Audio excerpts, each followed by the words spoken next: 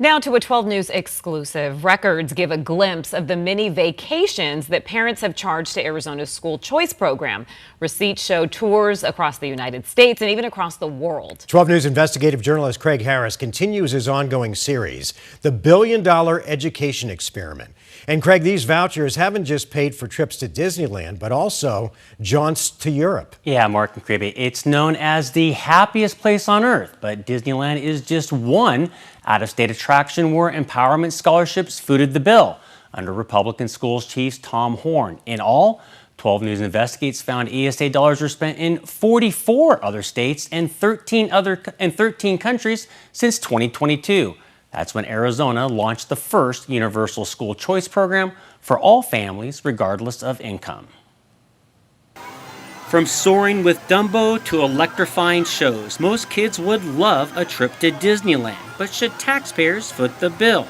Back in 2023, State Superintendent of Schools Tom Horne said, "No way." In a press release, he denied that purchases such as trips to Disney parks or personal vacations are approved ESA expenses. They are not, Horne said.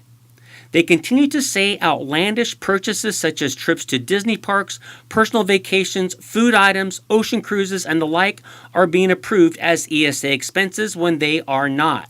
But after suing his office and the Arizona Treasurer for release of public records, Horne ultimately released the receipts, and the data tells a different story. At least $21,000 were spent on Disney parks, stores, and streaming service by just more than 100 ESA accounts since 2022. And Disney parks are just one getaway for ESA families. There's a lot of travel to New York City. There's a lot of travel to Washington, D.C.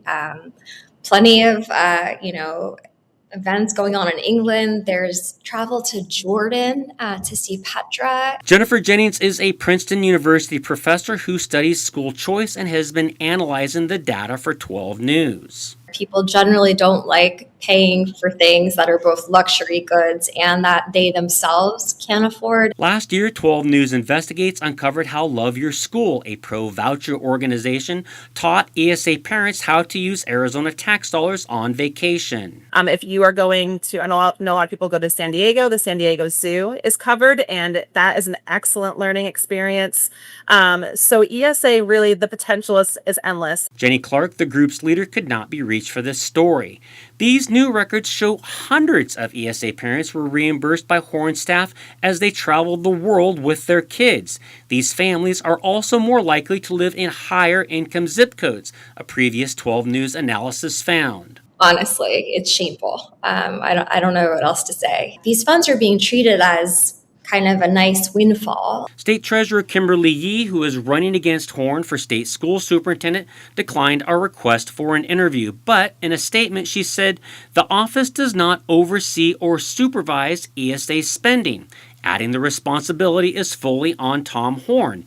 She said, as the state's chief financial officer, safeguarding taxpayer dollars is my highest priority. Fraud is never acceptable, and any suspected or confirmed cases must be fully investigated by Superintendent Horne and the ADE.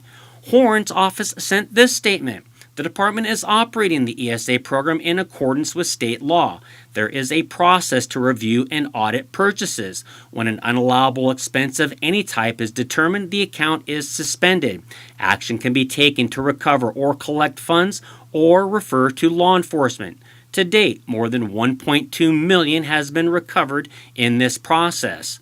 12 News Investigates found ESA parents misspent at least $10 million in ESA funds.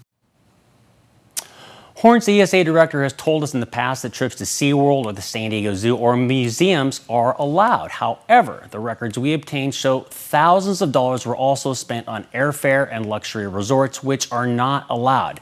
Remember, Yee and Horne have fought 12 News for nearly a year because they didn't want the public to see these records, and they have not yet answered how many accounts they have frozen or suspended. With photojournalist Chris Latella, I'm Craig Harris, 12 News.